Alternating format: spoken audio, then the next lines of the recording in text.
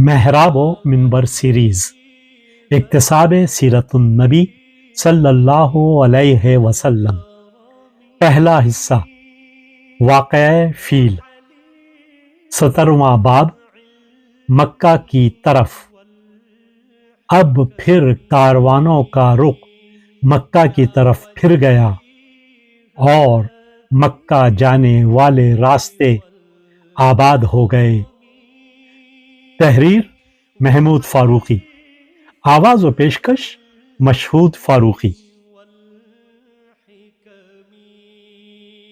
قریش کے سردار، قریش کے بوڑھے، قریش کے نوجوان، قریش کی عورتیں اور قریش کے بچے، سب کے سب، اور ان کے ساتھ مکہ کے رہنے والے تمام لوگ، ان کے موالی اور غلام، اور وہ سب اعراب جو ابرہہ کی لشکر کشی پر بھاگ بھاگ کر مکہ پہنچے تھے اور خانہ کعبہ کی امان میں آئے تھے، ہزاروں انسان برہنہ پا برہنہ سر کعبے کے اطراف طواف کر رہے تھے، رب کعبہ کی عظمتوں کے بول دہرا رہے تھے۔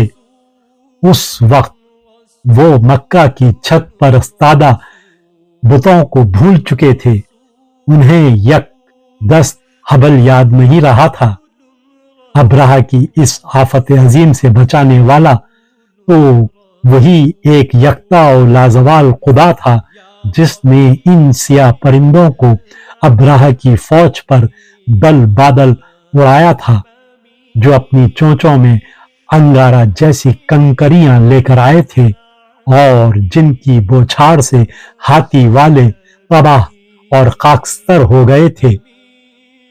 اللہ نے ان کی جان بچائی تھی، کعبے کے رب نے ہی کعبے کو محفوظ رکھا تھا۔ قریش کی حرمت و عظمت کو بحال کرنے والا وہی قادر مطلق تھا۔ اس وقت جب کہ دنیا کی کوئی قوت اور طاقت اصحاب فیل کو روکنے والی نہ تھی، اسی کے دست قدرت نے ان کو روکا تھا۔ ابرہہ اور اس کے لشکر کو جو کعبے کو ریزہ ریزہ کر کے اس کی خاک کو صحراؤں میں بکھیر دینے کا دعویٰ کر رہے تھے، راکھ و خاک بنا کر ڈھیر کر دیا تھا، اور اب صحرا کی تند و تیز ہوائیں ان کی خاک کو اڑائے لیے جا رہی تھیں۔ اے ہمارے رب، ہمارا شکرانہ قبول کر لے، قریش طواف کرتے ہوئے نعرے لگا رہے تھے۔ پھر انہوں نے خدائے کعبہ کے نام پر اونٹ اور جانور ذبح کیے۔ اے رب، ہماری نظر قبول فرما۔ ابرہہ کی شکست کی خبر صحراؤں سے گزرتی ہوئی یمن، حبش، مصر، روم اور ایران تک جا پہنچی۔ ابرہہ کی گزشتہ حیرت انگیز فتوحات اور اس کے بڑھتے ہوئے غلبہ و تسلط کی آوازیں جن لوگوں نے سن رکھے تھے، وہ اس مرد آہن کی شکست و تباہی کا یہ حال سن کر سکتے میں آ گئے۔ حیرت اس بات پر تھی کہ ابرہہ کو شکست کسی ذیشان بادشاہ کے ہاتھوں نہیں بلکہ صحرا نشین بدوؤں کے مقابلے میں ہوئی، اور پھر اس بری طرح کہ اس کا سارا لشکر مکہ کے دروازے پر تباہ و برباد ہو گیا۔ وہ کیسے پرندے تھے، وہ کیسے سنگریزے تھے، کہاں سے آئے اور کیوں کر ان سب کو ہلاک کر گئے، وہ نہیں جانتے تھے، اور ان کے بعد بھی صدیوں تک دنیا کے لوگ جان نہیں سکے کہ سنگریزوں میں بھی جوہری طاقت بھری ہوتی ہے۔ جب کوئی جوہر پھٹتا ہے تو اس کی پوشیدہ جوہری قوت ہر شے کو، ہر وجود کو اسی طرح جھلسا دیتی اور خاکستر کر دیتی ہے۔ یہ اللہ کی قدرت تھی کہ اس نے ان سنگریزوں کی جوہری قوت کو ابرہہ کے لشکر پر آزاد کر دیا، اور وہ کاسف معقول کھائے ہوئے بھوسے کی طرح ہو گئے۔ ابرہہ کی شکست کے بعد کعبے کا عز و وقار پہلے سے کہیں زیادہ بڑھ گیا۔ اور اس بار حج و زیارت کے لیے جو دور و قریب سے لوگ آئے تھے تو ان کی تعداد اتنی زیادہ تھی کہ اس سے پہلے کبھی یہ کثرت اور رونق دیکھنے میں نہ آئی تھی۔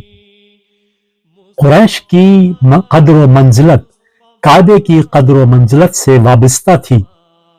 کعبے کی بڑھتی ہوئی عظمت و قبولیت نے قریش کے مرتبے کو بھی بڑھا دیا۔ لوگ قریش سے ڈرنے لگے۔ یہ وہ پراسرار لوگ تھے جو اللہ کے گھر کے نگہباں تھے اور اللہ نے ان کی پشت پناہی کی تھی، ان کی جان و مال کو محفوظ رکھا تھا۔ قریش خدا کے مقرب لوگ ہیں، ان سے محبت کرو تاکہ خدا تم سے محبت کرے، ان سے ڈرو تاکہ خدا تم کو ہر ڈرانے والے سے محفوظ رکھے۔ لوگ کعبے کی طرف امڑے چلے آ رہے تھے اور قریش کے قدموں میں نذرانوں کے ڈھیر لگتے چلے جا رہے تھے۔ تجارتی شاہراہ پر قریش کی سیادت کو اب کوئی چیلنج کرنے والا نہیں رہ گیا تھا۔ یمن کے مخالف عناصر نے قریش کے تجارتی واسطہ اور تفوق کو بلا شرط تسلیم کر لیا۔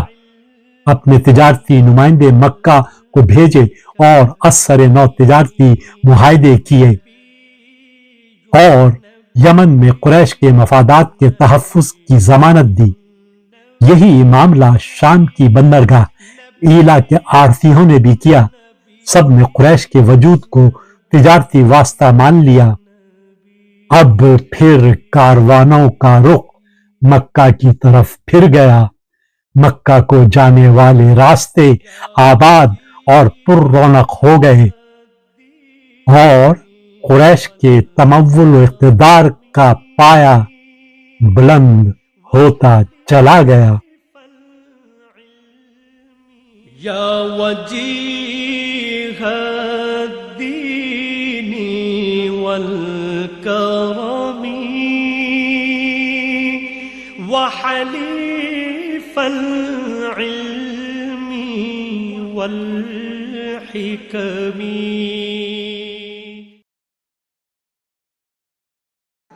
کرن کرن اجالا